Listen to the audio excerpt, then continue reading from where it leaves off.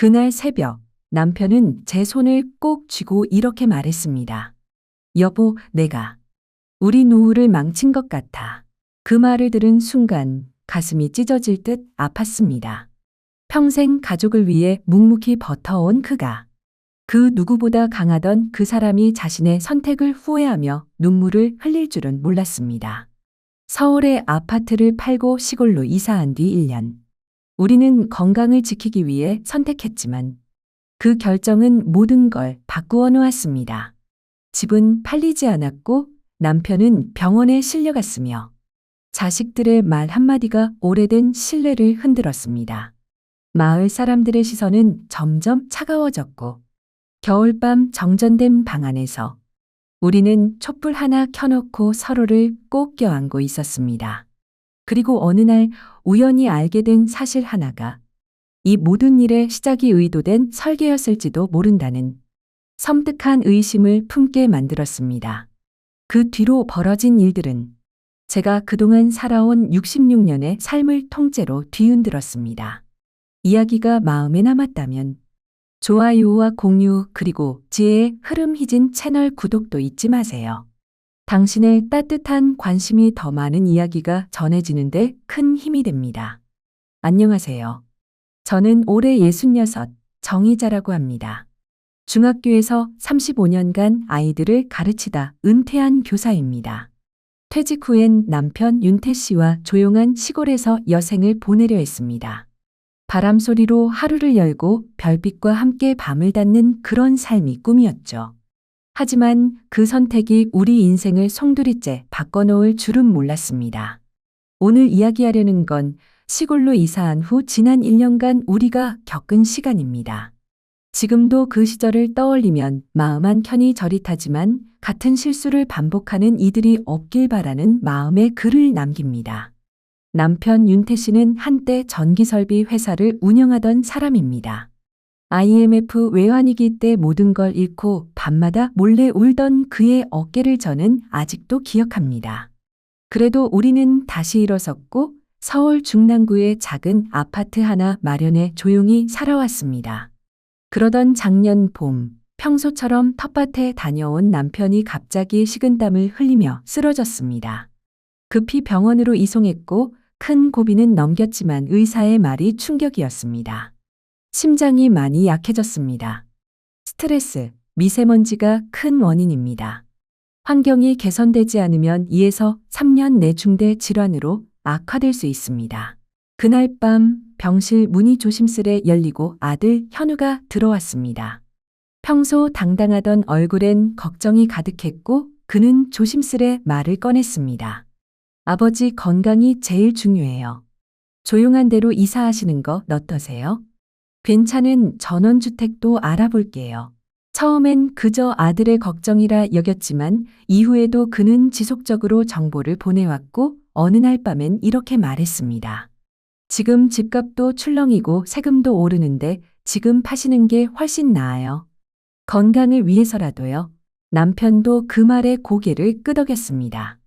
도심의 매연과 소음이 그를 점점 지치게 하고 있었지요.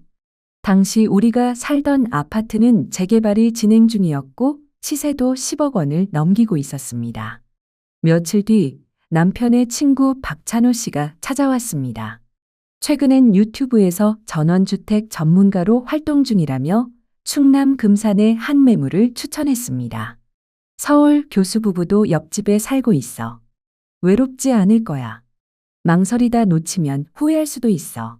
그 말에 남편의 눈엔 희망이 비쳤고 저 역시 35년의 교직 생활을 내려놓고 새소리에 눈뜨는 아침을 상상하며 마음이 흔들렸습니다. 여보, 우리도 자연으로 가볼까? 아이들도 주말마다 다녀올 수 있다잖아. 망설이던 끝에 저는 결국 고개를 끄덕였습니다. 그때는 몰랐습니다. 그 결정이 우리에게 가장 깊은 후회의 시작이 될 줄은. 봄의 끝자락, 서울 집은 10억 원에 팔렸고 박 씨는 친구라며 3% 수수료만 받겠다고 했습니다. 큰 금액이었지만 우리는 그를 믿었습니다. 며칠 후 금산으로 향했습니다. 차창 밖엔 고층 아파트 대신 기와지붕과 들판이 펼쳐졌고 남편은 이제 진짜 새로운 삶이 시작되는 것 같다. 고 말했습니다. 그날 밤 마당에서 하늘을 올려다보며 남편이 말했습니다. 예전에 회사 문 닫았을 땐 모든 게 끝난 줄 알았지만 다시 일어설 수 있었어. 이번에도 잘 될 거야. 그의 결의엔 희망과 불안이 섞여 있었지만 저는 그 믿음을 함께 짊어지기로 했습니다. 금산 두릉리에 도착했을 때 단층 주택과 너른 마당, 소박한 과수원이 우리를 맞이했습니다. 감나무와 배나무가 햇살 아래 바람에 흔들리는 모습을 보며 저도 모르게 미소를 지었습니다. 집 안은 낡았지만 포근했고 서울에선 느낄 수 없던 맑은 공기와 정막이 우리의 마음을 잠시나마 편안하게 해주었습니다. 박찬호 씨는 마을을 안내하며 서울에서 귀촌한 은퇴 교수 부부를 소개해 주었습니다. 그들은 건강이 좋아졌고 아침마다 새소리에 눈뜨는 삶이 정말 행복하다. 고 말했습니다. 그 말에 우린 잘 온 걸까? 하는 생각이 스며들었습니다. 첫날 밤 바람 소리와 벌레 소리가 낯설었지만 오히려 마음을 차분히 가라앉혔고 남편은 여긴 정말 숨 쉴 수 있는 곳이야 라며 미소 지었습니다. 이사 후 첫 주는 분주했지만 자식들이 내려와 함께 정리해 주었고 현우는 아이들이 자연 속에서 뛰어놀 수 있어 마음이 편하다 고 했습니다. 그 말에 마음 한켠이 따뜻해졌습니다. 남편은 매일 아침 텃밭에서 땅을 고르고 물을 주며 오랜만에 생기를 되찾았습니다. 마을 어르신들도 따뜻하게 인사를 건넸고 서툰 우리에게 농사법도 하나씩 알려주셨습니다. 한 달쯤 지나 손주들이 놀러와 웃음꽃을 피웠고 남편의 건강도 점차 회복되어 갔습니다. 약도 줄고 아침마다 콧노래를 부르며 마당을 둘러보던 그의 모습은 제게 큰 위안이었습니다. 하지만 그 평온은 2달이 채 되기 전에 서서히 금이 가기 시작했습니다. 시간이 지나며 눈에 띄진 않지만 불편함이 하나둘 모습을 드러냈습니다. 자연은 여전히 아름다웠지만 생활의 구조는 전혀 달랐습니다. 장을 보려면 차로 30분, 대형마트는 1시간. 운전은 점점 부담스러워졌고 농로는 비라도 오면 위험했고 밤엔 가로등 하나 없어 두려움이 앞섰습니다. 더 큰 문제는 의료였습니다. 진료소 하나뿐인 마을에서 남편의 심장 상태를 고려하면 2시간 거리의 대형병원으로 정기적으로 다녀와야 했습니다. 왕복 4시간의 대기 시간까지 더하면 하루가 온전히 묶였고 그 일이 매달 반복됐습니다. 그러던 어느 날부터 남편의 기운이 서서히 달라졌습니다. 텃밭에서도 금방 지치고 밤에는 깊은 한숨과 함께 가슴이 답답하다고 했습니다. 괜찮아, 그냥 피곤해서 그래 라고 했지만 마음속엔 알 수 없는 불안이 퍼지기 시작했습니다. 그 즈음 마을 이장 김태식 씨가 찾아와 말했습니다. 외지분들은 첫 해의 회비를 조금 더 내시는 게 관례입니다. 처음 듣는 말이었지만 따지고 싶지 않아 조용히 고개를 끄덕였습니다. 하지만 거기서 끝이 아니었습니다. 도로 정비비, 쓰레기 처리비, 소각비 등 명확한 기준 없이 계속해서 비용이 추가되었고 어디까지가 관례인지 알 수 없는 요구들이 이어졌습니다. 그 무렵 또 하나 이상한 점이 눈에 들어왔습니다. 이사를 왔을 때 천국 같은 곳이라 말해준 교수 부부의 모습이 더 이상 보이지 않았던 것입니다. 며칠을 망설이다 교수 부부의 집을 찾았고 아내분은 약간 머쓱하게 말했습니다. 건강이 좋아져서 다시 서울로 돌아갈까 생각 중이에요. 그 말을 듣는 순간 마음속에 차가운 기운이 밀려왔습니다. 천국이라던 이곳을 떠나려는 이유는 무엇일까? 우리도 모르는 진실이 있는 건 아닐까? 그 이후 박찬호 씨와의 연락도 점점 어려워졌습니다. 전화는 받지 않았고 문자엔 형식적인 답만 왔으며 바쁘다는 말로 만남은 거절됐습니다. 그의 태도는 더 이상 예전 같지 않았습니다. 여보, 우리 잘못된 선택을 한 걸까요? 남편의 얼굴에도 처음으로 흔들림이 보였습니다. 귀촌 3달 만에 작은 균열이 생겼고 그 균열은 점점 커질 예감이 들었습니다. 넉 달째 되던 어느 날 남편의 심장 검진으로 서울에 올라갔습니다. 오랜만에 본 도시는 여전히 분주했고 그 낯익은 숨가쁨조차 왠지 반갑게 느껴졌습니다. 검진을 마친 뒤 우리는 예전 아파트 단지를 들렀습니다. 재건축이 한창이었고 우연히 만난 주민은 말했습니다. 정부 규제 완화로 인해서 3년 내 이주 가능할 거라 해요. 보상도 예상보다 많이 올라갈 거래요. 그 말을 듣는 순간 심장이 철렁 내려앉는 듯 했습니다. 우리가 떠날 때만 해도 5년은 걸릴 줄 알았던 재건축이 이토록 빠르게 진행되고 있었다니. 남편과 저는 말없이 얼굴을 굳힌 채 그 앞에 서 있었습니다. 그날 밤 우리는 구리에 사는 딸 수빈이 집에서 머물렀습니다. 손녀는 제법 자라 또박또박 말을 하기 시작했고 오랜만에 따뜻한 공기가 마음을 흔들었습니다. 엄마, 시골 생활은 좀 어때요? 딸의 물음에 저는 미소로 답했지만 속마음은 무거웠습니다. 이 선택이 정말 옳았던 걸까?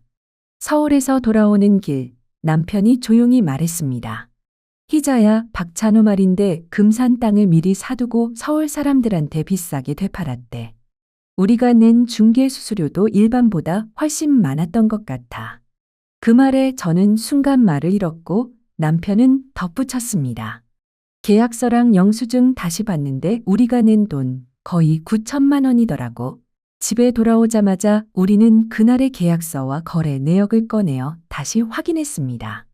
자세히 들여다보니 항목들은 모호하게 정리되어 있었고 정작 중개 수수료라 명시된 부분은 애매하게 처리돼 있었습니다.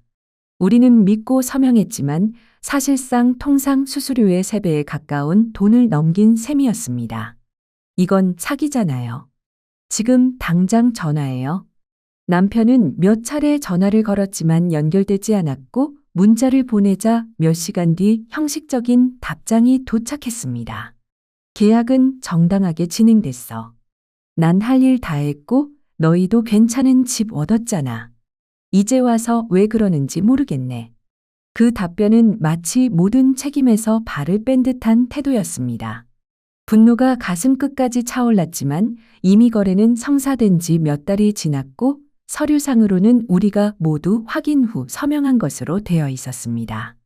법적으로 문제를 제기해야 할지 고민했지만 귀촌한 이상 서울로 왔다 갔다 하며 법적 절차를 밟는 일은 현실적으로 쉽지 않았습니다. 게다가 우리에겐 시간도 체력도 예전 같지 않았습니다. 피해자라는 사실을 깨달았을 때는 이미 돌이킬 수 없는 상황이었고 그날 밤 저는 긴 한숨 속에 잠을 이루지 못했습니다. 그날 이후 남편 윤태 씨의 얼굴에서 웃음이 사라졌습니다. 매일같이 다녀오던 텃밭에도 나가지 않았고 말수도 점점 줄어들었습니다. 그가 한 번씩 허공을 멍하니 바라보는 시간이 길어질수록 저도 점점 불안해졌습니다. 무엇보다 마음에 걸렸던 건 얼마 전까지 우리에게 천국이라 말하던 그 교수 부부였습니다. 이상하게도 요즘 들어 모습을 통 보이지 않아 다시 집을 찾아가 보았지만 그곳은 텅 비어 있었습니다. 인근 이웃에게 물어보니 대수롭지 않게 대답했습니다. 아, 그분들요. 한 달 전에 서울로 다시 가셨어요. 애초에 오래 계실 생각은 없었대요. 1년쯤 기분 전환 삼아 내려왔다가 건강이 나아지면 서울로 돌아가겠다고 하셨죠. 그 말을 듣는 순간 머릿속이 복잡해졌습니다. 그토록 따뜻한 말로 우리를 안심시켰던 분들이 사실은 임시 체류만 생각하고 있었다니. 혹시 그들도 박찬호 씨를 통해 이 집을 산 건 아닐까? 만약 그랬다면 어쩌면 우리는 그들의 말에 설득당한 게 아니라 누군가가 의도적으로 모델 이웃으로 내세운 걸 수도 있다는 의심이 들었습니다. 더 큰 충격은 마을 주민들에게서 들은 이야기였습니다. 서울에서 내려오시는 분들 많았어요. 근데 대부분 1년도 못 채우고 떠났죠. 그래서 이젠 정 붙이지 않아요. 어차피 곧 갈 사람들이니까. 그제서야 처음 마을 사람들이 다정하게 인사하다가 점점 말을 아끼고 거리를 두던 이유를 이해하게 되었습니다. 어느 날 동네 어르신 한 분이 우리를 보며 무심히 말했습니다. 한 6개월만 기다려봐요. 겨울 오면 못 견디고 다시 서울 가실 테니까. 여기 기름 보일러 쓰는데 난방비가 서울보다 3배는 나와요. 그 말이 농담 같지도 않았습니다. 가을이 되기도 전에 이미 아침 저녁으로 기온은 뚝 떨어졌고 보일러를 틀기 시작하자 기름 게이지는 빠르게 줄어들었습니다. 물론 모든 이웃이 그런 건 아니었습니다. 바로 옆집에 사시는 박말순 할머니는 수확한 배추나 고구마를 손수 담아 오시곤 했고 이런 예언 같은 소리들에 마음이 무거워하는 저를 향해 말하셨습니다. 사람마다 맞는 환경이 다 달라요. 겨울 되면 서로 김장 나누고 장작도 나눴어요. 그게 시골의 정이지요. 너무 걱정 마셔요. 필요한 거 있으면 언제든지 말해요. 그 말에 마음 한편이 따뜻해졌지만 그렇다고 해서 마을에서 느껴지는 거리감이 완전히 사라지는 건 아니었습니다. 우리는 여전히 서울에서 온 사람, 이방인이라는 틀 속에서 살고 있었고 마을 분위기는 그것을 서서히 굳혀가고 있었습니다. 특히 마을이장 김태식 씨는 점점 우리에게 각종 비용을 더 많이 요구하는 태도를 보였습니다. 서울에서 오셨으니 형편 괜찮으시잖아요.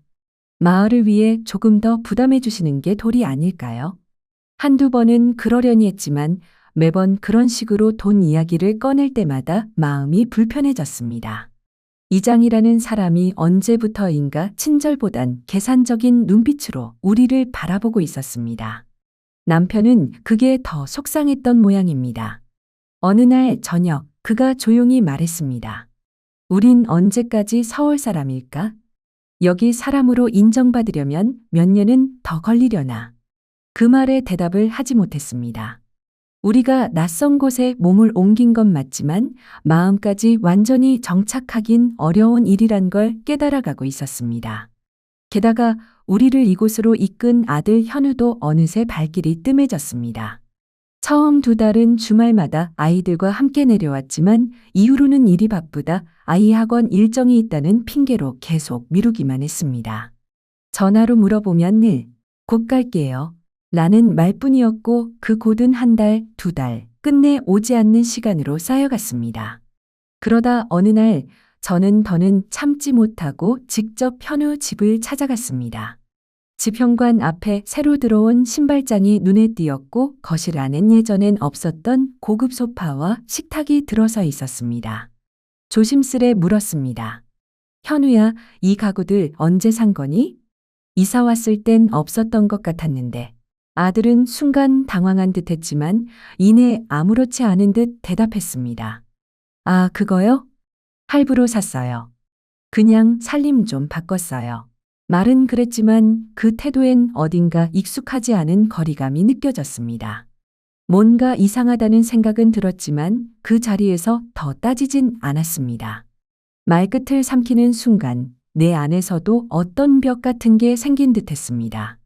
그날은 참으로 우연한 날이었습니다. 현우 방에 들어가 티백을 챙겨 나오려다 책상 위에 놓인 서류 뭉치를 보게 되었죠. 하얀 종이 위에 선명한 글씨가 눈에 들어왔습니다. 대출 계약서. 처음엔 흘낏 보고 지나치려 했지만 무심코 보인 금액의 걸음을 멈췄습니다. 생각보다 꽤 큰 액수였고 담보로 적힌 것은 서울 강남구 소재 오피스텔이었습니다. 심장이 털썩 주저앉는 느낌이었습니다. 그 자리에서 현우에게 조용히 물었습니다. 그는 처음엔 얼버무리더니 결국 고개를 떨군 채 사실을 털어놨습니다. 엄마, 그게 사실 부모님이 서울 집 하실 때 그 돈 일부로 제가 오피스텔을 샀어요. 투자 목적으로요. 요즘 오피스텔 가격 많이 오르잖아요. 그럼 우리 몰래 그런 결정을 했다는 거니? 게다가 내가 우리에게 귀촌을 그렇게 적극적으로 권유했던 이유는 뭐니? 건강 때문이라고 했잖아. 그 순간 그의 얼굴이 잠시 굳었습니다. 잠시 눈을 피하더니 조심스레 말을 꺼냈습니다. 그건 맞아요. 아버지 건강도 걱정됐고, 그치만 서울에서 부모님 2분 사시기엔 너무 부담스러운 환경이잖아요.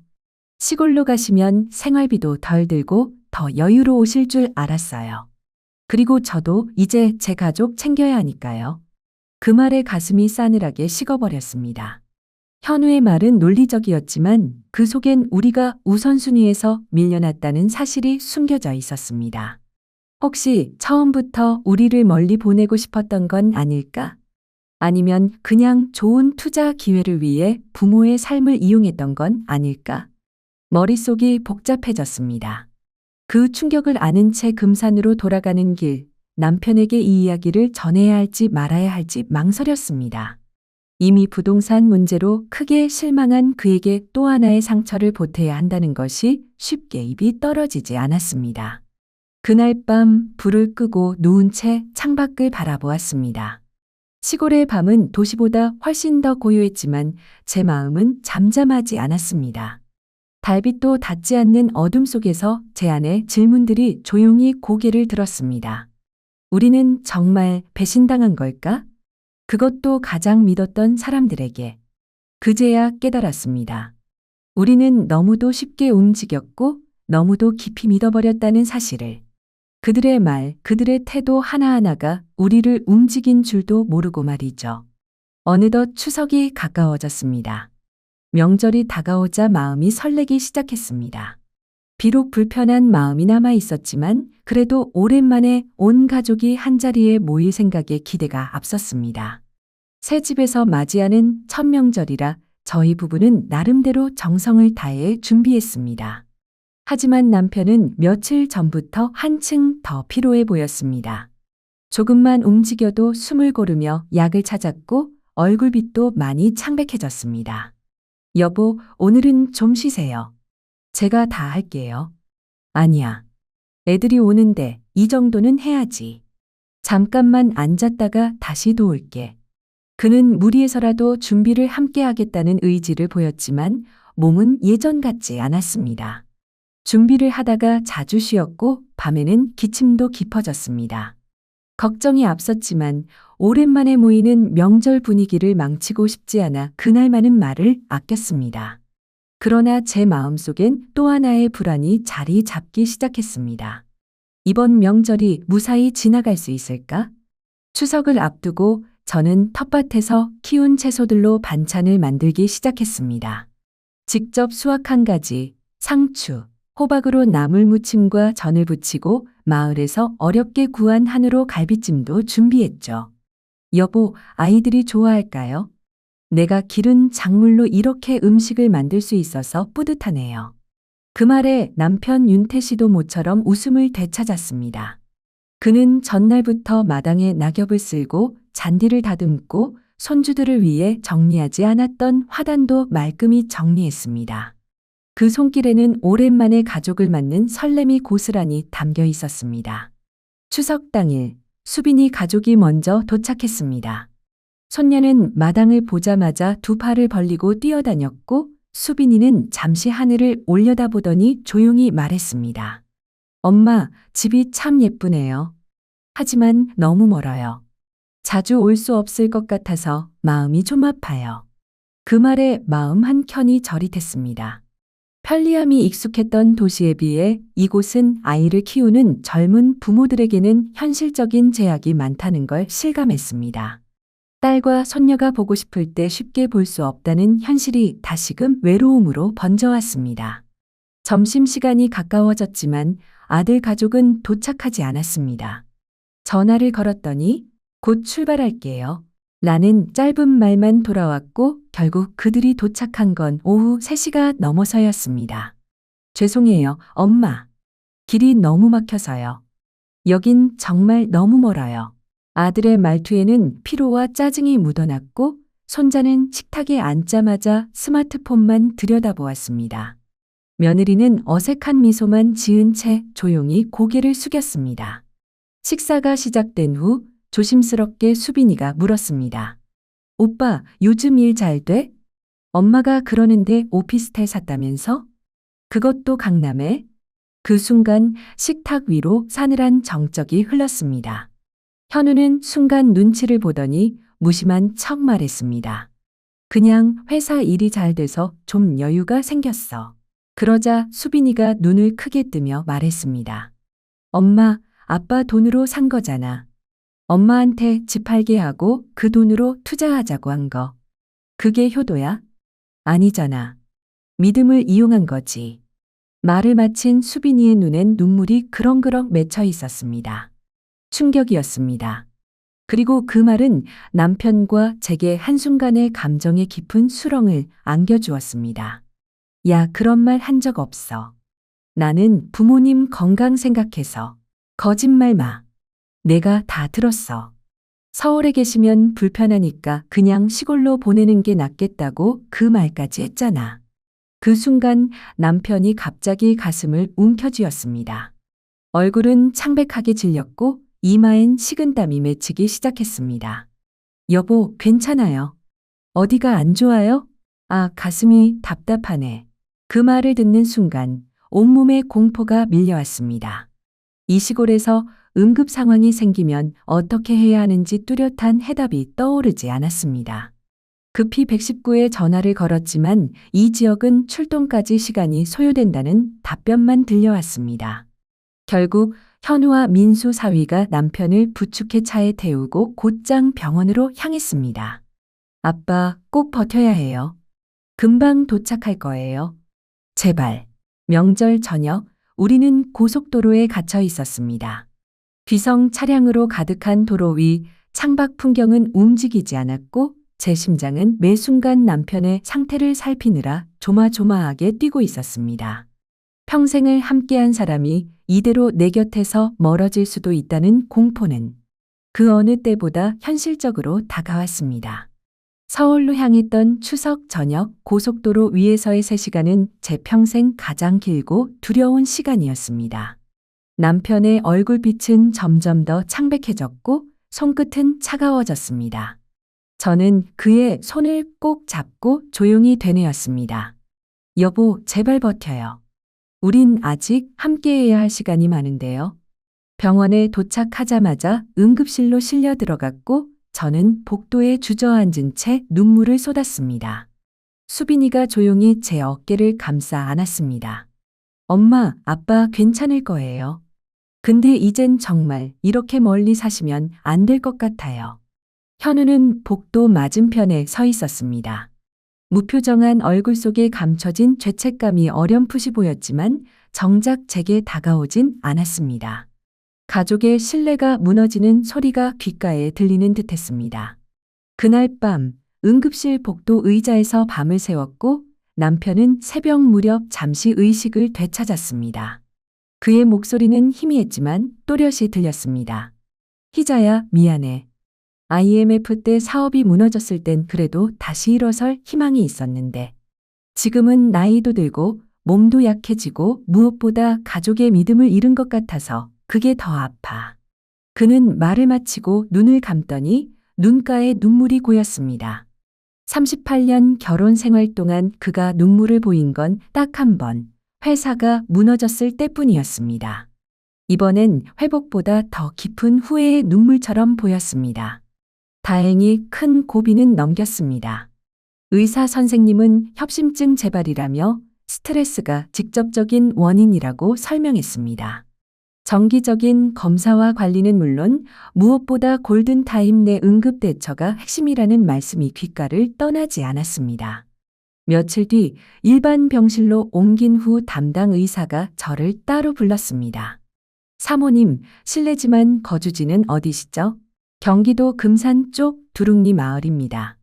병원까지 차로 2시간이 조금 넘어요. 의사의 얼굴이 굳어졌습니다. 환자분 상태는 언제든 급변할 수 있어요. 다음엔 이렇게 운이 좋지 않을 수도 있습니다. 가능하다면 응급병원이 30분 이내에 있는 곳으로 이사하시는 걸 강력히 권합니다. 그 말을 듣는 순간 머릿속이 텅 비는 듯했습니다. 모든 걸 정리하고 떠나왔던 그 시골집이 다시 우리를 밀어내고 있다는 느낌이 들었습니다. 병실로 돌아가자 남편은 창밖을 멍하니 바라보다가 제가 다가가자 미소 지었습니다. 명절을 망쳐버렸지. 미안해요. 무슨 말이에요? 당신 건강이 제일 중요하죠. 그의 손을 잡았는데 평소보다 훨씬 차갑고 힘이 없었습니다. 입원한 지 사흘째 되는 날 현우가 다시 병실을 찾았습니다. 눈이 부어 있었고 얼굴은 피곤과 후회로 가득해 보였습니다. 아버지, 조금 나아지셨어요? 남편은 고개를 돌린 채 아무 말도 하지 않았습니다. 그 침묵은 무엇보다 더 깊은 상처처럼 느껴졌습니다. 현우가 떨리는 목소리로 말했습니다. 아빠, 엄마. 서울 집 정리하고 시골로 가시라고 말씀드린 건 정말 건강을 위한 결정이었어요. 그건 거짓이 아니에요? 그 말에 제가 조용히 물었습니다. 그럼 오피스텔은? 그건 또 어떻게 설명할 건데? 현우는 한동안 말을 잇지 못했고 한참을 뜸들이다가 결국 털어놨습니다. 솔직히 투자 기회라고 생각했어요. 하지만 부모님 돈을 노렸던 건 아니에요. 정말이에요. 그 순간 병실 문이 열리고 의사가 들어왔습니다. 검사 결과 나왔습니다. 심근경색 위험이 여전히 높습니다. 앞으로 6개월은 전문적인 관리가 필요하며 무엇보다 스트레스와 응급대처 가능성이 핵심입니다. 현우가 조심스럽게 물었습니다. 선생님, 부모님이 시골에 계신데 그게 위험 요소가 될까요? 솔직히 말씀드리면 매우 위험합니다. 심장 질환은 골든타임이 생명이기 때문에 가까운 대형 병원이 있어야 합니다. 퇴원 후 우리는 무거운 마음으로 다시 금산 두릉리로 향했습니다. 남편은 침대에 누워 약을 챙겨 먹었고 저는 처방받은 식단에 따라 끼니를 준비했습니다. 하지만 병원에 다녀오는 일은 그 자체가 하나의 산이었습니다. 왕복 4시간 택시비만 20만 원이 들었고 남편의 표정은 날이 갈수록 어두워졌습니다. 그의 말수는 줄었고 밤이면 한숨이 길어졌습니다. 우리의 집이었던 그 공간은 이제 점점 벗어날 수 없는 고립처럼 느껴지기 시작했습니다. 어느 날 아침 텃밭에서 물을 뽑으려 허리를 숙이다가 그만 허리에서 뭔가 퉁하고 끊어지는 느낌이 들었습니다. 갑작스럽게 퍼져오는 통증에 저는 움직일 수도 없었습니다. 숨조차 제대로 쉴 수 없을 만큼 아팠습니다. 남편은 아픈 몸을 일으켜 겨우 전화기를 붙잡고 119에 연락했습니다. 여기 두릉리인데요. 구급차 좀 보내주세요. 아내가 허리를 다쳐서 움직이질 못해요. 한참을 기다렸지만 아무 소식이 없었습니다.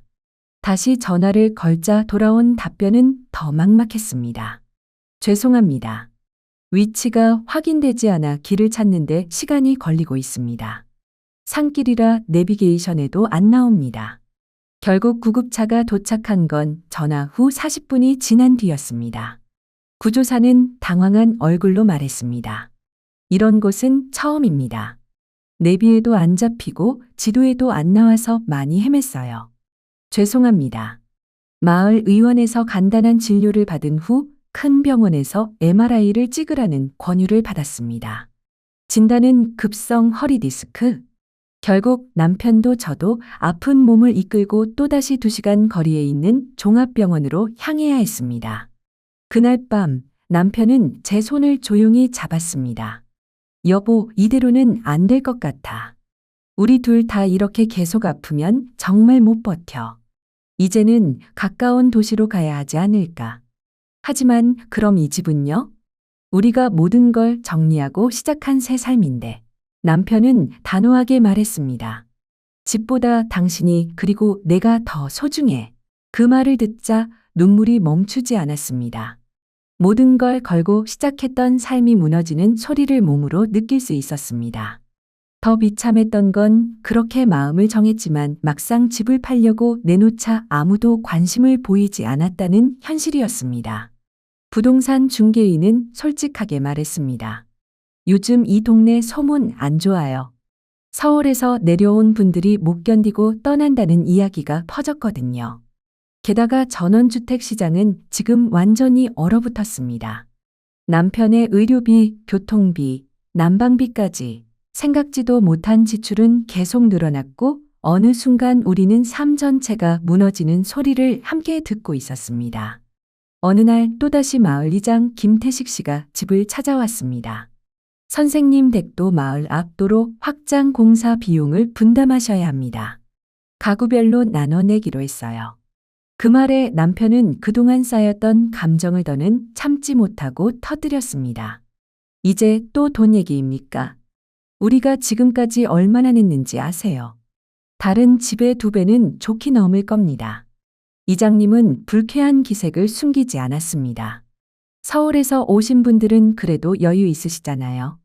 이 마을 사람들은 다들 사정이 어려워요. 우리라고 다르지 않습니다. 아내도 아프고 병원비로 허덕이고 있어요. 더는 못 내요.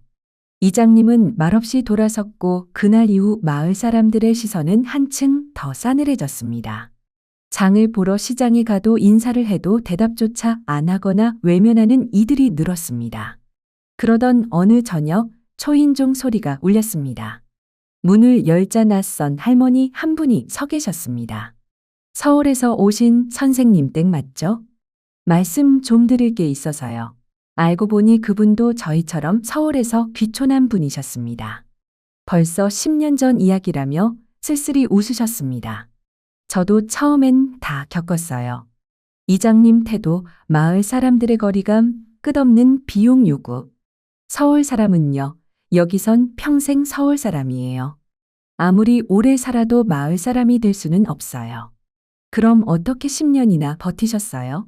그분은 고개를 저으며 말했습니다. 이제 저도 떠나려 해요. 남편 먼저 보내고 나니 혼자라는 게 이렇게 무서운지 몰랐어요. 아플 땐요, 정말 무섭고 외롭고 절망스러워요. 그 말을 들으니 저도 언젠가 그 할머니처럼 될까봐 두려워졌습니다.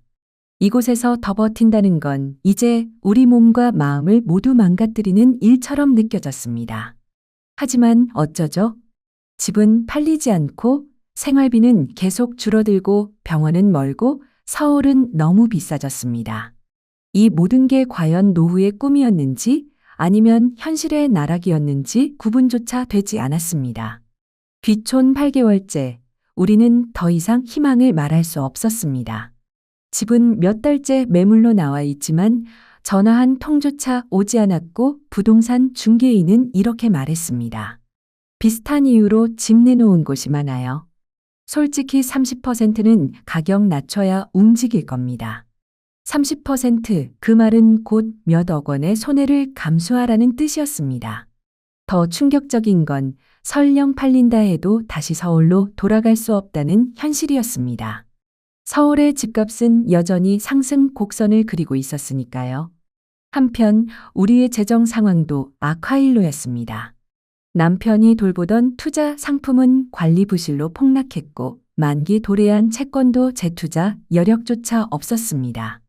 은행 통장 잔고를 확인할 때마다 가슴이 털썩 내려앉았고 매달 생활비와 병원비, 난방비, 관리비는 예상을 훨씬 넘고 있었습니다. 여보, 우리 이러다 정말 노후 자금 다 잃는 거 아닐까요? 남편은 고개를 숙인 채 중얼거렸습니다. 알아요. 내가 너무 가볍게 판단했어요. 서울 아파트를 팔지 말았어야 했는데 그게 정말 큰 실수였어. 어느 날 저는 큰 용기를 내어 자식들에게 도움을 청해보기로 했습니다. 체면도 자존심도 내려놓고 정말 마지막이라는 심정으로 손을 뻗었습니다. 먼저 수빈이에게 전화를 걸었습니다. 수빈아, 엄마가 부탁할 게 있어. 지금 우리 상황이 좀 많이 힘들어졌단다. 잠시 침묵이 흐르더니 딸의 목소리가 낮게 울렸습니다. 엄마, 저도 정말 도와드리고 싶어요. 근데 요즘 지석 씨 회사도 구조조정 얘기가 나오고 이번 달부터 월급이 줄었어요. 신혼살림의 저축도 많지 않고 죄송해요. 그 말을 듣고선 저도 더는 말을 잇지 않았습니다. 딸 가정도 분명 쉽지 않을 거란 걸 알고 있었으니까요. 그 다음은 현우였습니다. 현우아, 엄마, 아빠가 좀 어려워. 아빠 병원비도 많이 들고 시골집도 팔리질 않아. 전화기 너머로 한숨이 길게 들려왔습니다. 엄마, 솔직히 저도 지금 상황이 안 좋아요. 오피스텔 값도 떨어지고 대출 이자도 오르고 있고 거의 월급 절반 이상을 대출 상환에 쓰고 있어요. 그 말을 듣는 순간 가슴이 철렁 무너졌습니다. 평생 뒷바라지한 자식들에게 막상 우리가 손을 내밀었을 때 잡아줄 수 없다는 현실이 참 서글펐습니다. 대학 보내고 결혼시켜주고 집 장만할 때 도와줬던 그 모든 시간이 스쳐 지나갔습니다. 겨울이 깊어질수록 또 다른 고통이 다가왔습니다. 난방 문제였습니다. 시골집은 도시가스가 없어 기름 보일러를 써야 했고 첫 달 난방비만 무려 50만 원이 넘게 나왔습니다. 여보, 이게 말이 돼요? 서울에 살 땐 이렇게까지 나오진 않았잖아요. 남편도 당황한 표정이었습니다. 도시가스가 없으니 어쩔 수 없지. 기름값이 계속 오르니까 앞으로는 방 하나만 데우고 살아야겠어. 그렇게 우리는 안방 하나만 겨우 데우며 두꺼운 이불을 몇 겹씩 덮고 내복을 여러 겹 껴입은 채 겨울을 버텼습니다. 한밤중 화장실에 가기 위해 이불을 벗는 순간은 매번 전쟁이었습니다. 건강은 눈에 띄게 나빠졌습니다. 남편은 협심증 외에도 관절염이 생겨 걷는 게 힘들어졌고 제 허리 디스크는 심해져 아침마다 침대에서 일어나는데 한참이 걸렸습니다. 예쁘게 가꾸던 텃밭엔 잡초만 무성했고 농사는 아예 손을 놓게 되었습니다. 설상가상으로 어느 날 밤 갑자기 정전이 되었습니다. 한겨울 한밤중에 전기가 끊기니 난방도 중단됐고 방은 금세 냉동고처럼 차가워졌습니다. 손전등도 없던 우리는 휴대전화 불빛에 의지한 채 한국전력에 문의했습니다. 하지만 돌아온 답은 이랬습니다. 죄송합니다. 이 지역은 복구에 시간이 걸릴 수 있습니다. 눈이 많이 와서 도로 진입이 어렵습니다. 그날 밤 우리는 촛불 하나를 켜고 서로를 껴안은 채 추위와 싸워야 했습니다. 이불 속에서도 발끝이 얼어붙는 듯했고 어둠 속에서 혹시라는 불안이 저를 짓눌렀습니다. 이곳은 도시처럼 구조도 빠르지 않고 안전망도 허술했습니다. 다음 날 오후가 되어서야 전기가 복구되었고 그날 새벽 누군가가 문을 두드렸습니다. 현관을 열자 옆집 김씨 아저씨가 손전등을 들고 서 계셨습니다. 어르신들 괜찮으세요? 혹시 필요한 거 있으신가 해서요. 그는 따뜻한 도시락 2개와 보온병에 담긴 생강차를 건넸습니다. 작년에도 큰 정전이 있었거든요. 이 동네는 겨울이면 종종 이래요. 서울에서 오신 분들 처음엔 많이 당황하시죠. 저는 눈물이 핑 돌았습니다. 이렇게 챙겨주시다니 정말 감사합니다. 뭘요? 이웃 사촌이잖아요. 눈 오고 전기 나가면 서로 도우며 살아야죠. 그 한마디가 그 추운 날밤 제 가슴을 가장 뜨겁게 데워주었습니다. 그래도 아직 이곳엔 온기를 나눠줄 수 있는 사람이 남아 있었습니다. 앞으로 이런 일 생기면 연락 주세요. 정전된 밤 따뜻한 도시락과 차를 건네주던 김씨 아저씨의 그 말이 저에겐 처음으로 이 마을에 누군가 내 편이 있다는 위로가 되었습니다. 모든 이가 우리를 서울 사람이라 여긴 건 아니었더라고요. 하지만 현실은 따뜻함만으로 버틸 수 없는 벽처럼 다가왔습니다. 연금은 병원비와 교통비, 생활비를 감당하기엔 너무도 부족했고 저축은 빠르게 바닥을 드러냈습니다. 남편이 믿고 투자했던 부동산 리츠는 수익률이 급락했고 주식은 반토막이 났습니다. 하루하루가 부담이었습니다. 여보, 우리 정말 이렇게 가다간 노후가 완전히 무너질 것 같아요. 제 말에 남편은 말없이 고개를 숙였습니다. 그 눈빛에 깃든 절망이 오히려 어떤 말보다 무겁게 다가왔습니다. 한참 뒤 그는 마치 고해성사하듯 입을 열었습니다. 사실 매일 밤 후회했어. 서울 집을 판 게 너무 성급했단 생각이 들어. 사업이 망했을 땐 외부 탓이라도 할 수 있었는데 이번엔 내 판단이 전부였으니까. 늘 결단력 있고 믿음직했던 남편의 이런 고백은 제 마음을 찢어놓았습니다. 자신의 나이를 흐려진 판단을 자책하며 속으로 무너지는 그가 너무 안쓰러웠습니다. 더 큰 상처는 서울 아파트 재건축 소식이었습니다. 보상금은 우리가 판 시점보다 5억 이상 상승했고 친구는 무심코 전화를 걸어 말했습니다. 선영아, 너희 아파트 자리에 새 아파트 분양한다더라. 그냥 가만히 있었으면 큰돈 벌었을 텐데. 그 말을 들은 순간 마음 한쪽이 찢겨나가는 듯 했습니다. 우리가 평생 모아온 전 재산을 단 한 번의 선택으로 날려버린 셈이니까요. 그리고 지금은 건강까지 잃고 있으니 더할 나위 없이 절망스러웠습니다. 그날 밤 남편이 저를 바라보며 말했습니다. 여보, 미안해요. 우리 삶을 망친 게 나 같아서. 저는 그의 손을 꼭 잡고 대답했습니다. 아니요. 우리 둘이 내린 결정이에요. 그땐 그게 최선이라고 믿었잖아요. 우리 부부는 그렇게 마당에서 마주 앉아 말없이 한참을 울었습니다. 처음이자 마지막일지도 모를 눈물. 그 속엔 원망보다 더 깊은 후회와 이해가 뒤섞여 있었습니다. 며칠 후 딸 수빈이에게서 전화가 왔습니다. 엄마, 아빠, 이젠 그냥 저희 근처로 오세요. 작은 전셋집 하나 구했어요. 병원도 가깝고 마트도 있고 엄마 혼자 시장 보실 일도 없어요. 그 말이 고맙고도 아팠습니다. 평생 자식에게 베풀기만 했던 우리가 이제는 자식의 보살핌을 받아야 한다니. 하지만 딸의 진심이 담긴 음성에 결국 저희는 결정을 내렸습니다. 시골집은 전세로 내놓기로 하고 딸이 구해준 아파트로 이사하기로 했습니다.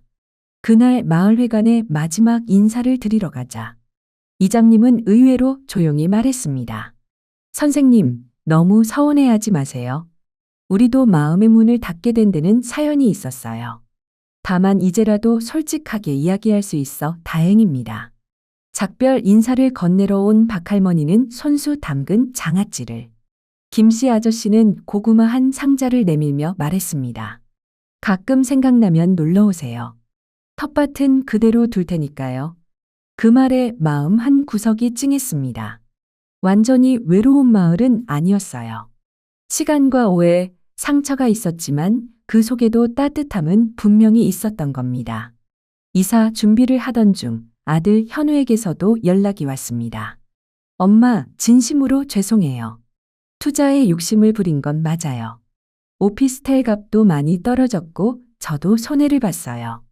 이제라도 엄마 아빠 도울게요. 그 말에 조금은 응어리가 풀렸습니다. 누구나 실수는 할 수 있으니까요. 다만 중요한 건 그 뒤의 태도였죠. 서울로 이사한 후 저희의 삶은 서서히 안정을 되찾았습니다. 병원은 도보거리였고 딸과도 자주 얼굴을 마주할 수 있어 마음의 외로움도 한결 줄어들었습니다. 남편은 매주 정기검진을 받으며 건강을 조금씩 회복해갔고 저도 허리 치료에 집중할 수 있었습니다. 시골집은 여전히 팔리진 않았지만 귀촌 실패자 모임에서 만난 분의 소개로 전세를 놓을 수 있었고 비록 수입은 적었지만 빈집으로 두는 것보다는 훨씬 나았습니다. 현우도 조금씩 변해갔습니다. 매주 한 번씩 병원 동행도 해주고 생활비도 조금씩 보태주었습니다. 완전히 신뢰를 회복하긴 어렵겠지만 그래도 우리는 가족이니까요. 그 모든 시간을 지나며 저는 깨달았습니다. 실패는 끝이 아니며 건강과 가족보다 중요한 것은 없다는 사실. 지금 저희는 큰 집도 많은 돈도 없지만 조금씩 나아지는 삶 속에서 서로를 의지하며 살아가고 있습니다. 마지막으로 저처럼 귀촌을 고민하는 분들에게 꼭 드리고 싶은 말이 있습니다. 집을 판다는 건 단순한 이사가 아닙니다. 삶의 축을 통째로 바꾸는 일입니다. 절대 서두르지 마세요. 가능하다면 임대로 먼저 살아보고 그곳의 교통, 병원, 이웃, 문화까지 직접 겪어보세요. 가장 중요한 건 내 건강입니다. 자녀의 권유나 타인의 말에 휩쓸려선 안 됩니다. 모든 변화는 단계적으로 준비된 만큼 천천히 이루어져야 합니다. 우리의 이야기가 누군가에게 작은 이정표가 되었으면 합니다. 인생은 언제든 다시 시작할 수 있고 가장 어두운 곳에서도 빛은 분명히 존재합니다. 이 이야기를 어떻게 받아들이셨나요? 당신의 마음에 스친 감정이나 생각을 댓글로 나눠주세요. 짧은 공감이든 오래 남는 울림이든 당신의 목소리는 저희에게 큰 힘이 됩니다. 좋아요와 구독, 댓글 하나가 더 많은 사람들에게 이 따뜻한 순간을 전할 수 있는 다리가 됩니다. 함께 해주셔서 진심으로 고맙습니다. 당신의 오늘이 부디 평안하고 따뜻하기를 바랍니다.